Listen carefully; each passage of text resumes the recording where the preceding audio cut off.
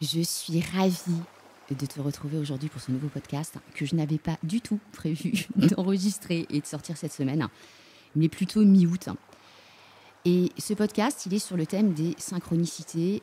Et ces synchronicités, eh bien, j'en entends de plus en plus parler un petit peu partout autour de moi. Et d'ailleurs, j'en vis de plus en plus, moi aussi, dans ma vie depuis plusieurs mois. Alors, pourquoi j'ai changé d'avis ? Eh bien, tout simplement parce que j'ai reçu cette semaine une succession de signes et de clins d'œil du destin pour me faire comprendre qu'en fait, c'était maintenant qu'il était important que je le sorte. J'ai donc décidé d'écouter cette petite voix intérieure, ou ce sixième sens, tu appelles ça comme tu veux. Et si tu m'écoutes, eh bien, ce n'est certainement pas un hasard. Alors, pour tous ceux qui ne me connaissent pas encore, je suis Nathalie Bernard alias Nayae.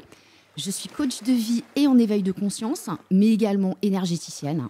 Et sur cette chaîne, eh bien, je vous partage à tous des conseils utiles que j'ai testés moi-même d'ailleurs pour améliorer et changer votre vie et aussi pour vous permettre à vous tous de vous sentir mieux dans vos baskets.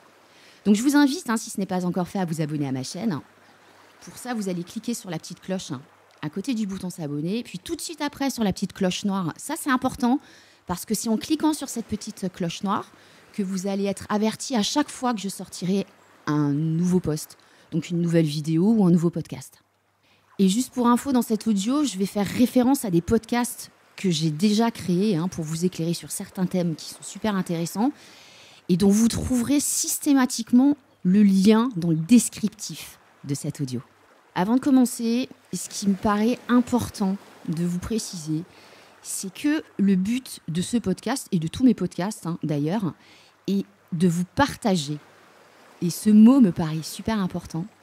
Vous partager mes connaissances et mes croyances, et en aucun cas de vous convaincre de quoi que ce soit. Ça me paraît important de vous dire ça parce que j'ai reçu de la part de certaines personnes des commentaires qui sont vraiment pas sympas. Je respecte la croyance de chacun. Chacun a ses croyances.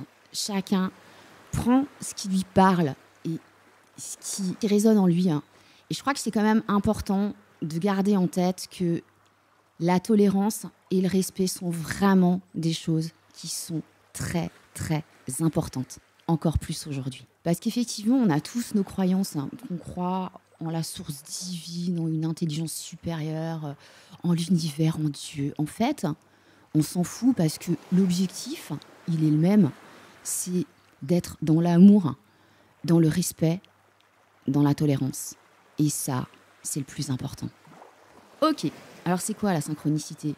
Une lubie spirituelle, une donnée scientifique ? Certains vont appeler ça le hasard, la coïncidence, la providence. Eh bien, ce sont ces fameux moments où l'on se dit que des événements et des choses arrivent inopinément dans notre vie à un instant T, au meilleur moment finalement. Tu t'es certainement déjà dit « Non mais attends, c'est dingue comme le monde est petit » ou « Incroyable, j'ai pensé à ça et comme par hasard, ça arrive là maintenant ». Alors ça peut être un vieil ami sur qui tu tombes, je sais pas, au coin d'une rue, ou un proche auquel tu penses et qui te téléphone au même moment, un inconnu que tu rencontres au moment idéal pour avancer dans un projet, un livre que tu as envie de lire et qu'on t'offre et qui va t'aider à trouver des réponses, une parole entendue dans la rue ou dans une chanson qui va t'éclairer sur une question que tu te poses, un animal qui a un comportement inhabituel, des heures miroirs, etc., etc., etc. Eh bien, si plus qu'un simple hasard, c'était de la synchronicité. Alors, ces dernières années, on parle beaucoup de ce mot dans le monde du développement personnel et de l'éveil de conscience, et pas que, d'ailleurs. Et il est souvent mal interprété dans notre société occidentale, voire obscure, parce qu'il est mal compris. Et il compte autant d'adeptes que de sceptiques.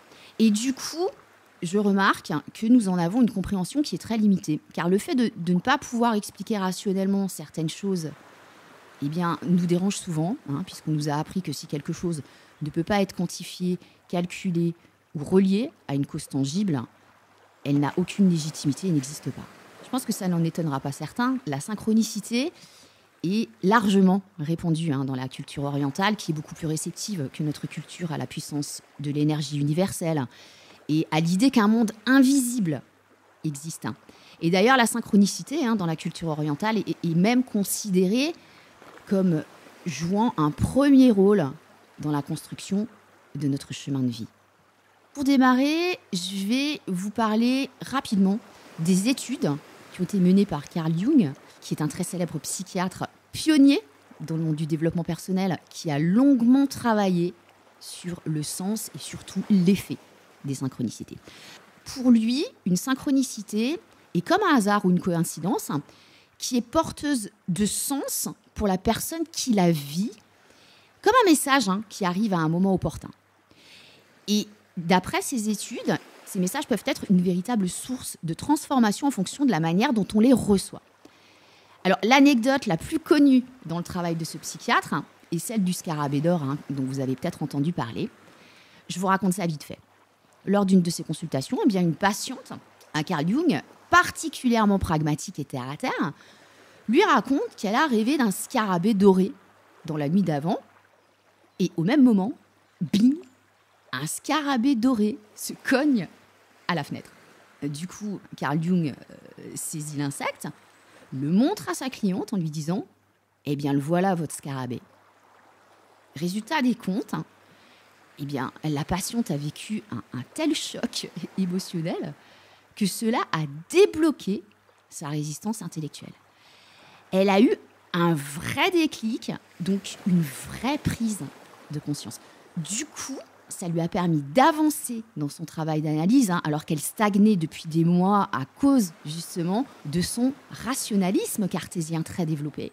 Et Carl Jung ne savait plus comment faire pour l'aider à évoluer et à continuer son travail. Donc, selon Carl Jung, la synchronicité répond à un principe d'agencement de temps qui n'est pas de l'ordre de la cause, mais de la nécessité que quelque chose émerge de l'inconscient à un instant T et amène une transformation. C'est un message qui répond à une énergie de l'univers qui agit comme un principe organisateur dans le chaos du psyché. Un message finalement qui provoque un mouvement dans sa façon de penser ou d'agir.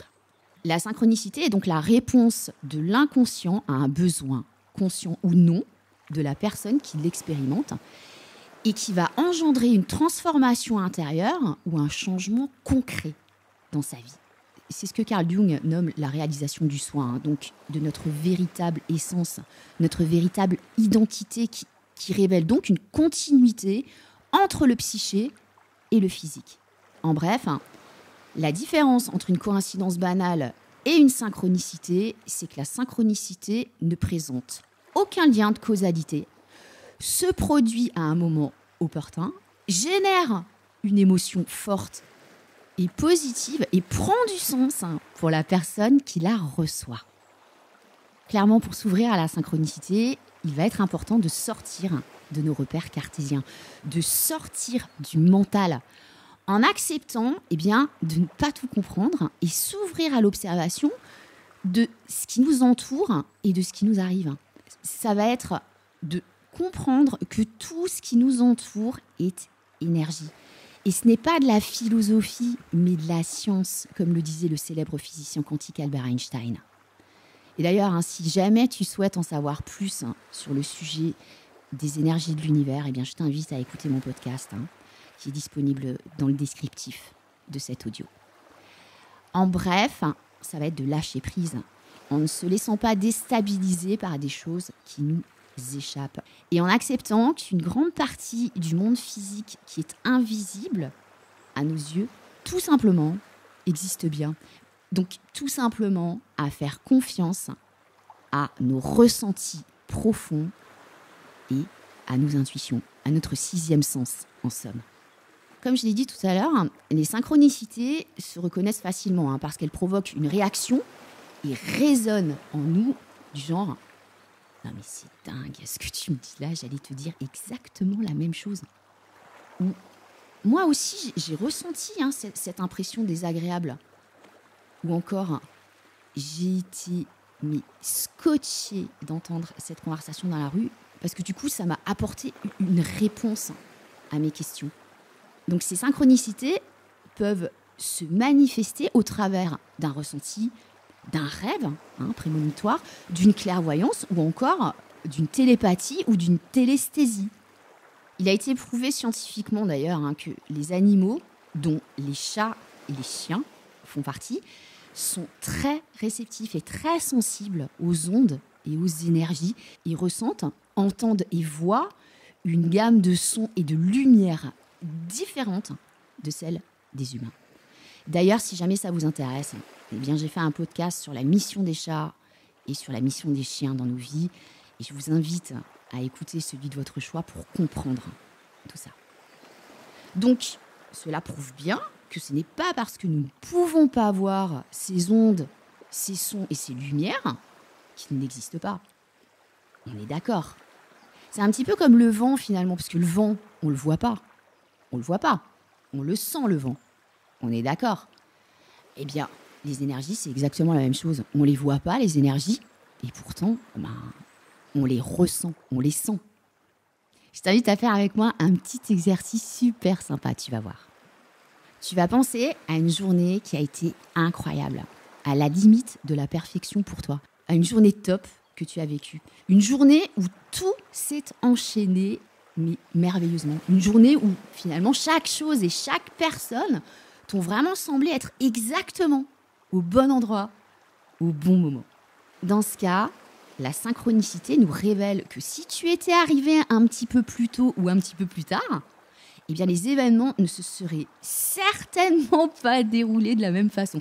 En fait, tu étais dans le parfait timing ce jour-là.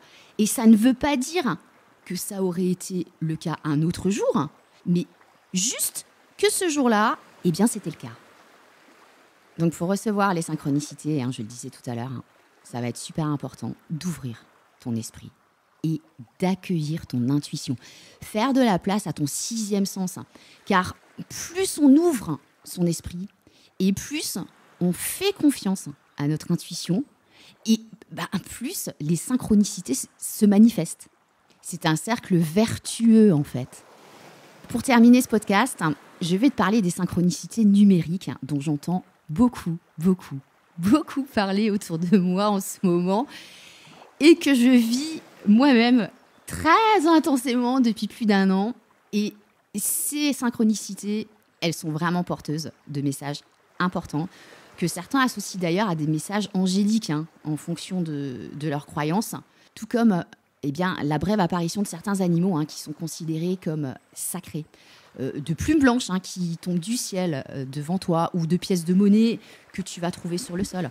Donc ces synchronicités se manifestent également au travers de nombres qui apparaissent dans nos vies pour venir nous interpeller.